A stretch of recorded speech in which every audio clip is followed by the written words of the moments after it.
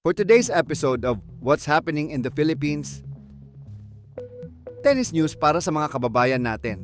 Alex Ayala just won her first WTA Tour title sa Washington Open, beating world number 3 Jessica Pegula.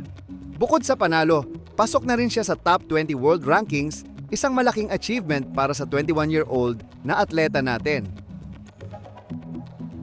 Sa Luzon, patuloy ang epekto ng habagat at dating bagyong Luis. Nagdulot ito ng mga pagbaha at landslide sa ilang bahagi ng Central at Northern Luzon, kaya't may mga pamilyang kinailangang lumikas. May mga kalsada pa ring hindi madaanan habang nagpapatuloy ang clearing operations. Balita sa impeachment trial ni VP Sara Duterte. Nag-issue ng bagong subpoena ang Senate Impeachment Court para kay Celine May Del Campo, isang auditor mula sa KOA.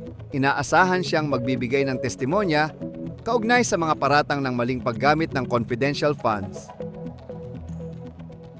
Balita sa West Philippine Sea. Nakita ng AFP ang Chinese naval drills malapit sa Baho de Masinloc noong July 31 at August 1. Kasabay ito ng anniversary ng People's Liberation Army at nagdadala ng usapin tungkol sa soberanya ng Pilipinas sa karagatan.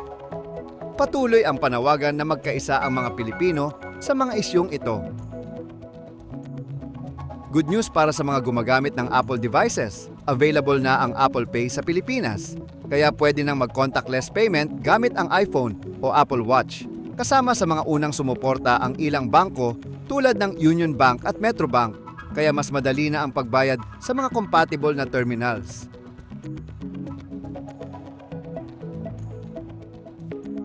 Para sa mga gumagamit ng iPhone, pwede nang gamitin ang Apple Pay sa ilang piling bangko sa Pilipinas.